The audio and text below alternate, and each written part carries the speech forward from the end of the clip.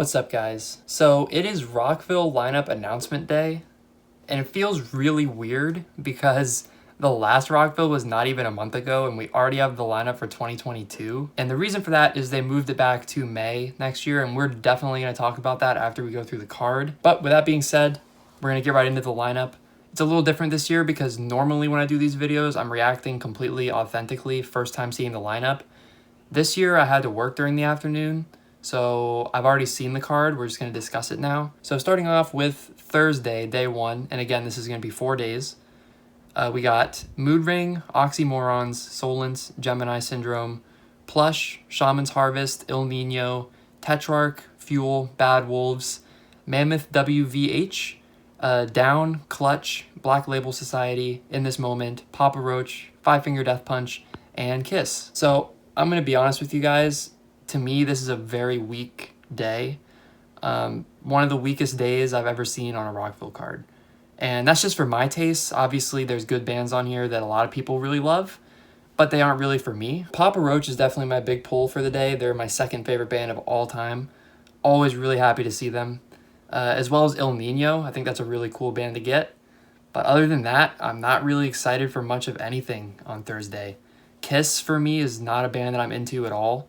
I'll probably watch them just to say I've seen Kiss, but it's just not my type of music. And again, there's just a lot of bands on here that I kind of look at and think they're okay. Like, I mean, it'd be cool to see Down. It'd be cool to see Fuel, but it's just not very strong for me. So moving on to Friday, we got Death Tour, Archetypes Collide, Diamante, Stick to Your Guns, Dead, New Year's Day, Don Bracco, Black Dahlia Murder, Hatebreed, Seven Dust, In Flames, Ministry, Skillet, Parkway Drive, and Seether, and then Megadeth, Breaking Benjamin, Korn. So for me, this is pretty easily the strongest day of the whole weekend.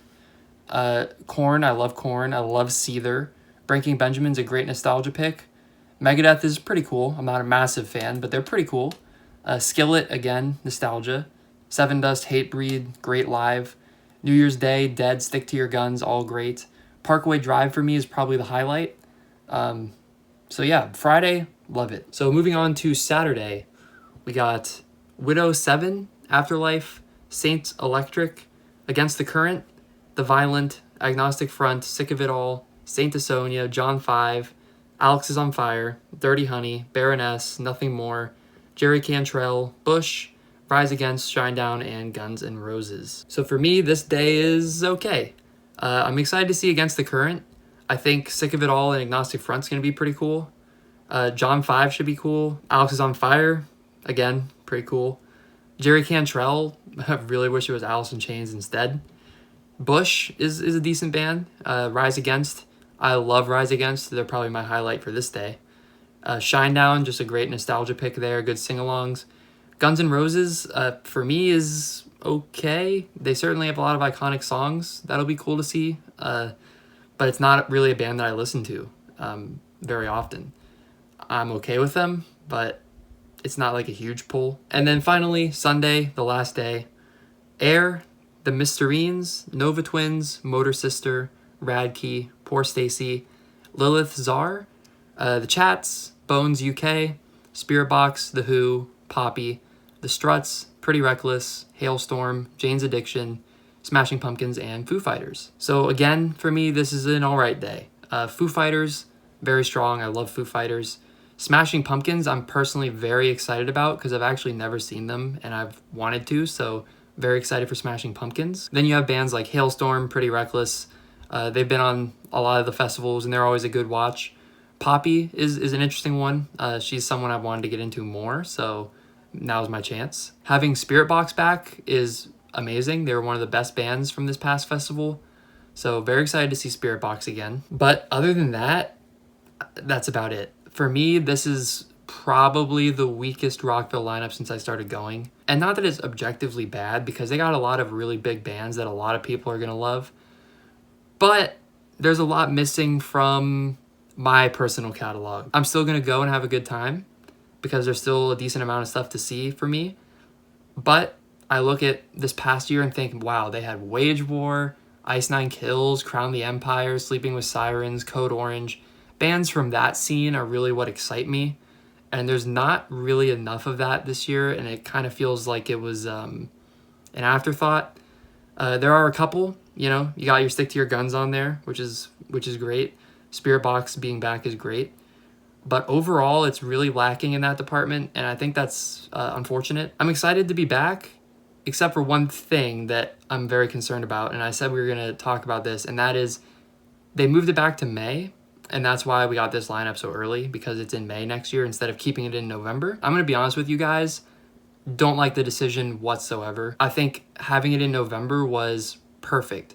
The weather that weekend was literally outstanding. It was even chilly some nights, which was amazing to see an outdoor show in Florida while it was chilly. There was a little bit of rain, but not enough to like really make a difference. Just a quick little splash and that was it. You put it in May and you're gonna greatly increase your chance of a monsoon, and it's gonna be blistering hot. And I just can't understand why they would not take this opportunity to keep the festival in November. It got pretty much nothing but positive feedback from what I've seen on social media. The new venue is great. The layout was great. And I'm very concerned though, because there was like not really much shade. And last year that was okay. Or well, this year I guess still. It was okay because of the temperature. Next year, that's not going to be okay. They're going to need misters. They're going to need shade tents if they're going to pull this off. You know, where are people going to go when there is inevitably rain? I just think it's really debatable and makes no sense to not leave it in November. Honestly, this probably should have been a fall festival since the day it was first conceived, Rockville. And they finally had the opportunity to do it in the fall, which they did in 2021. And it's a resounding success, and then they move it back. I think it's completely stupid, personally. I'd be interested to hear what you guys think. I think it's just such a dumb decision, and it makes no sense at all. I'm much more upset about that than the lineup not really being my favorite. I'm just at a loss on that one, to be honest. But with all that being said, we're still gonna be there. So that is Rockville 2022 lineup and talking about the dates a little bit. But yeah, that's all I've got. So thank you guys for checking out this video. Be sure to subscribe for more, and I'll see you guys in the next one.